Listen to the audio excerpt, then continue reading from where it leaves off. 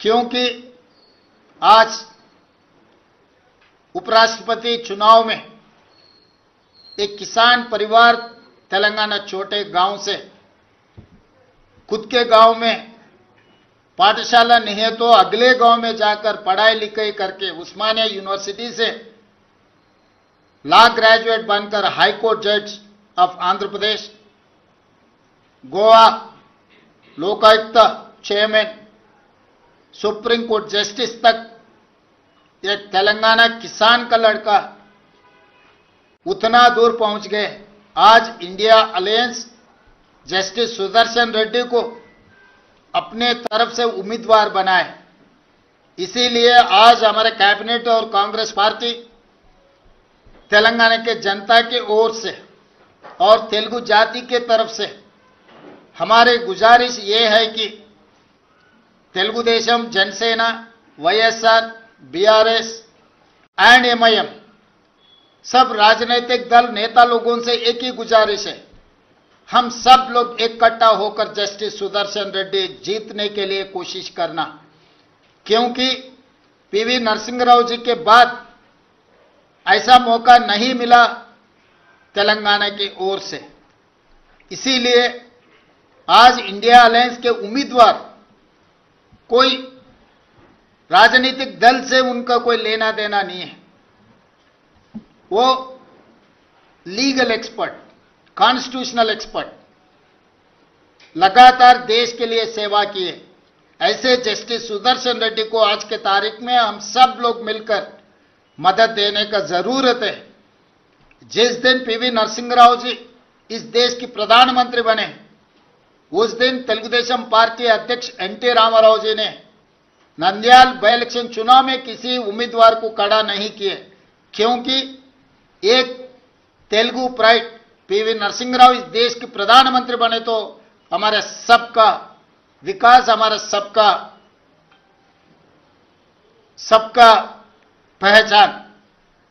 इसीलिए उस दिन जो एनटी रामाराव ने जो निर्णय लिया पीवी नरसिंह राव जी को मदद किए, आज भी तेलंगाना की ओर से मेरा एक ही गुजारिश है, justice Sudarshan Reddy non political, non controversial and legal expert, हम सब लोग उनको मदद देना, आने वाले चुनाव में उनको जिताने के लिए मैं गुजारिश कर रहा हूं। मुख्यमंत्री जी एक सवाल है, आप विपक्ष के लोगों का ये कहना है कि एक तरफ तो तेलंगाना कांग्रेस और तेलंगाना की सरकार 42% आरक्षण के लिए दिल्ली से हैदराबाद एक की हुई है, दूसरी तरफ जो एनडीए के कैंडिडेट हैं वो भी ओबीसी हैं, तो क्यों नहीं समर्थन कर रहे? प्रमोद जी अच्छा सवाल किए। जब कांग्रेस पार्टी तेलंगाना में जाति गणना किए, जाति गणना के independent expert committee chairman is justice Sudarshan Reddy, उनके सुझाव से हम लोग 42% रिजर्वेशन कैबिनेट में पास किए और असेंबली में भी चर्चा किए, पास किए। वो 2 बिल आज राष्ट्रपति जी का पेंडिंग है। दूसरी तरफ जो एनडीए संविधान के खिलाफ, संविधान को बदलने के लिए, आरक्षण को हटाने के लिए ओबीसी रिजर्वेशन 42% रोककर ओबीसी को अन्याय करने के लिए जहां पर कोशिश कर रहा है, उनके उम्मीदवार राधाकृष्णन पर justice Sudarshan Reddy independent expert committee chairman for OBC reservation, उनका जाति नहीं है, उनका निर्णय ओबीसी पक्ष में है।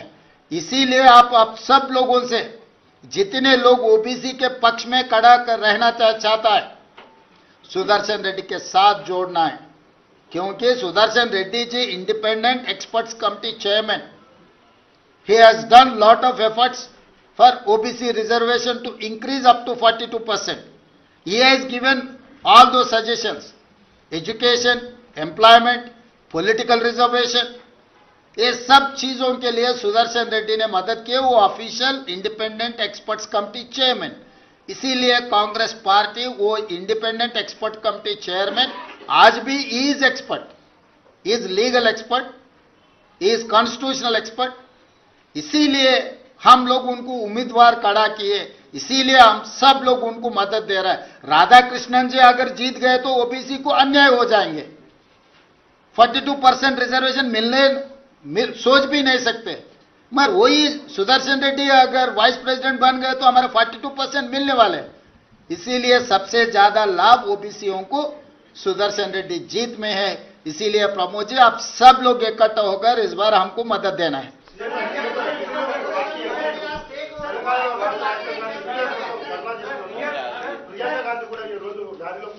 ఈ రోజు దీనికే పరిమితం అవుతున్నాం। आशीष जी आप क्या जैसे आपने पार्टीज का नाम लिया, नेबरिंग स्टेट की party YSR Congress party TDP, क्या आप उनके नेता उनको अध्यक्ष को फोन करेंगे, उनको कन्विंस करने की कोशिश करेंगे और किन पॉलिटिकल पार्टीज के लीडर्स को आप कांटेक्ट करेंगे, आप उनको अपने पक्ष में वोट करने की अपील करेंगे? क्योंकि वाईएसआर कांग्रेस पार्टी ने एनडीए के पक्ष में अपना समर्थन जताया है, टीडीपी ऑलरेडी एनडीए के पक्ष में है। आप उनका नाम ले रहे हैं तो क्या उनको फोन कर आप कन्विंस करने की कोशिश करेंगे? 21 तारीख सुदर्शन रेड्डी जी का नॉमिनेशन है। नॉमिनेशन होने के बाद हम लोग सबसे दिल्ली से सुझाव लेंगे। इंडिया गठबंधन क्या करना चाह रहा है कि इंडिया गठबंधन सुझाव लेके हम आगे रास्ता निकालेंगे।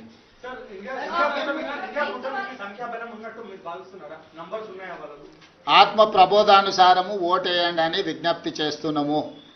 ఈరోజు ఆత్మ ప్రబోధానుసారము రాజ్యాంగాన్ని రక్షించాలి అనుకున్నప్పుడు ఖచ్చితంగా సుదర్శన్ రెడ్డి గారు గెలుస్తారు। ఈరోజు సుదర్శన్ రెడ్డి గారి గెలుపు రాజ్యాంగం పరిరక్షించబడుతుంది। ఎన్డీఏ ఒకవేళ గెలిస్తే రాజ్యాంగాన్ని మార్చడమే కాకుండా రిజర్వేషన్లను కూడా రద్దు చేస్తారు। అది వేగంగా అమలు జరుగుతుంది। అందుకే ఈరోజు ఇండియా కూటమి అన్ని రకాల ప్రయత్నాలు చేస్తుంది, అందరి మద్దతు కూడగట్టే ప్రయత్నం చేస్తుంది।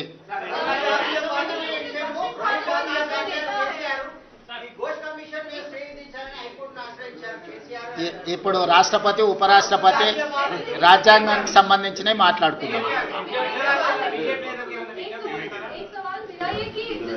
दक्षिण भारत में आप सभी एकजुट होकर नेता खड़े थे कि हमारे साथ जो है विवक्षता हो रही है, हम लोगों को अलग किया जा रहा है, और इस तरीके से जब आप सब लोग एक साथ बैठे थे एक मंच पर, लेकिन आज आप देखते हैं कि दो अलग अलग दक्षिण भारत के दो नेता खड़े हो रहे हैं उपराष्ट्रपति पद के लिए। आपको नहीं लगता कि दक्षिण भारत की राजनीति में कहीं ना कहीं बंटवारा या फिर जो है आपको लगता है कि डिवाइड हो रहा है? नहीं, ऐसा नहीं है, क्योंकि दक्षिण भारत से जो भी प्रतिनिधि बनने वाले वो इंडिया पक्ष में रहना है।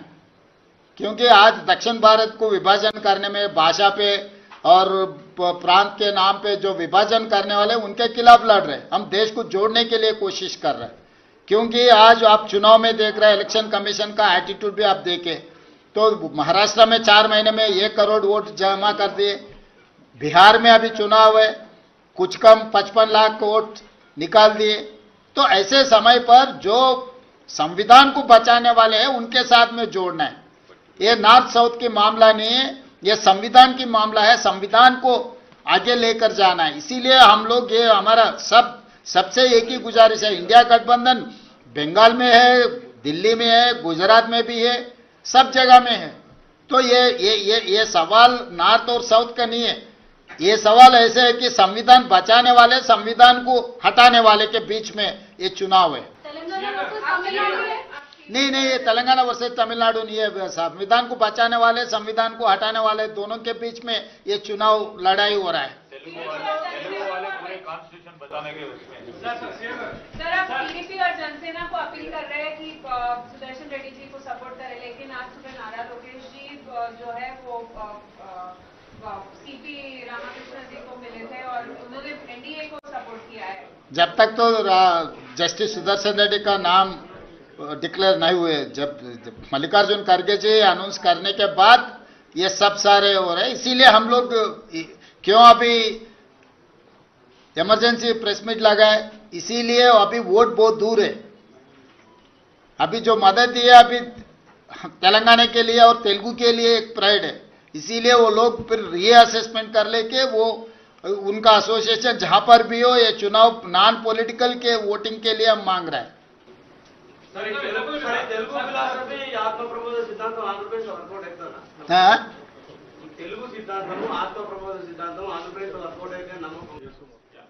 దేశమంతా వర్కౌట్ కావాలనుకుంటున్నాం। ఒక ఆంధ్రప్రదేశ్కి ఎందుకు వెళ్ళినాం? నమస్తే తెలంగాణ ఆంధ్రప్రదేశ్ కూడా పోయిందా? మొత్తం దేశంలోనే ఆత్మ ప్రబోధానుసారం ఓటేయమని విజ్ఞప్తి చేస్తున్నాం. Sir, can I ask you a question? Yes, please. This proposal went from you or the proposal? Which one? The appointment of yours? This is India Alliance proposal. This is not from Congress party. It is from Telangana also. Yes, You might have played some role in this. I wanted to appreciate India Alliance. Why? Because they have given an opportunity to contest as a Vice President of India from Telangana. He is our pride. So I wanted to appreciate India Alliance. They might have considered few names, no, sir. This particular Sudarshan Reddy's name was forwarded by Congress. He doesn't have any membership in Congress party. He is a common candidate for India Alliance. గత అనుభవం ఒకటి ఉంది. తెలుగు వారే ఒకే రాష్ట్రం నుంచి రాష్ట్రపతి పోటీ పడ్డప్పుడు మీరన్న ఆత్మ ప్రబోధంతో ఓటేసినప్పుడు ఆత్మ ప్రబోధంతో వివి గిరి గారు గెలిచిండ్రు. ఎస్, ఒకే రాష్ట్రం నుంచి తెలుగు వారు అవును సౌత్ కాకుండా ఒకే రాష్ట్రం నుంచి కూడా అవును కరెక్ట్. అందుకే ఒక ప్రత్యేకమైన సందర్భం ఇది. ఈ ప్రత్యేకమైన సందర్భంలో ప్రత్యేకమైన నిర్ణయాలు, ప్రత్యేకమైన ఫలితాలు వస్తాయి. మీ అందరు కూడా మద్దతు ఇవ్వాలి అనేది, వివాదాలకు అతీతంగా మీ అందరు మద్దతు ఇవ్వాలి.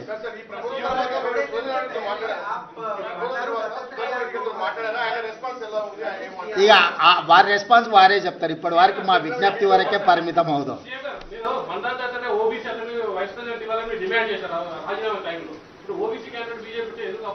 శ్రీకాంత్, ఇప్పుడు మీరు నేను చెప్పింది విననట్టు ఉన్నారు.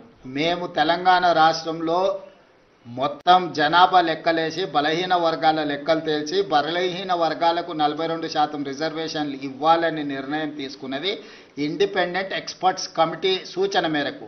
ఆ ఇండిపెండెంట్ ఎక్స్పర్ట్ కమిటీ చైర్మనే జస్టిస్ సుదర్శన్ రెడ్డి. ఆయన బలమైన బలహీన వర్గాల గొంతుక. ఈరోజు ఎన్డీఏ ప్రతిపాదించిన అతను రాజ్యాంగానికే వ్యతిరేకం. రాజ్యాంగాన్ని మార్చాలని, రిజర్వేషన్లు రద్దు చేయాలని, 42% రిజర్వేషన్లు రాష్ట్రపతి దగ్గర పెండింగ్ ఉన్న బిల్లులను అడ్డుకుంటున్న మోడీ ప్రతినిధి. సో బలహీన వర్గాలకు సంబంధించిన వ్యక్తి, బలహీన వర్గాలకు అండగా నిలబడే వ్యక్తి. సో బలహీన వర్గాలకు అండగా నిలబడే వ్యక్తి జస్టిస్ సుదర్శన్ రెడ్డి. రీసెంట్గా ఆయన ఇండిపెండెంట్ ఎక్స్పర్ట్స్ కమిటీ చైర్మన్గా బలహీన వర్గాలకు విద్యలో, ఉద్యోగాలలో, రాజకీయాలలో ఏ విధమైన రిజర్వేషన్లు అందించాలనో ఒక గొప్ప సూచన చేసిన వ్యక్తి. కాబట్టి బలహీన వర్గాల పక్కన నిలబడ్డ జస్టిస్ సుదర్శన్ రెడ్డి గారు పక్కన నిలబడడం అనేది మనందరి యొక్క నైతిక ధర్మము.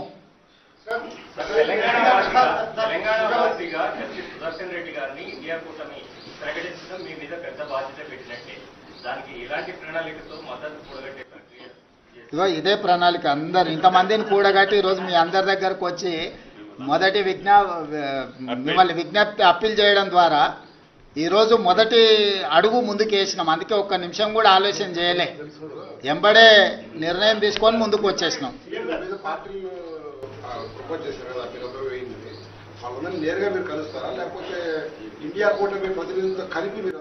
ఇప్పుడు 21 తారీఖు రోజు జస్టిస్ సుదర్శన్ రెడ్డి గారి నామినేషన్ ప్రక్రియ పూర్తవుతుంది.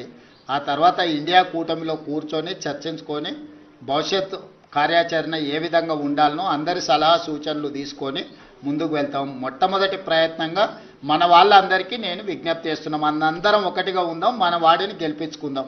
సింపుల్. దీంట్లో ఇంకా వేరే శశపిశలకు తావులేదు. ఎన్టీ రామారావు గారిని ఆదర్శంగా తీసుకొని ఆనాడు పివి నరసింహారావు గారి దేశ ప్రధానమంత్రిగా ఉన్నప్పుడు ఉప ఎన్నికలలో నంద్యాలలో ఎన్టీ రామారావు గారు ఒక స్ఫూర్తిని, రాజకీయ స్ఫూర్తిని, విజ్ఞతను ప్రదర్శించి పివి నరసింహారావు గారిని గెలిపించారు. ఈరోజు ఎన్టీ రామారావు గారిని స్ఫూర్తిగా తీసుకుని అందరూ కలిసికట్టుగా జస్టిస్ సుదర్శన్ రెడ్డి గారికి అండగా నిలబడాల్సిందిగా మేము విజ్ఞప్తి చేస్తున్నాం. ధన్యవాదాలు.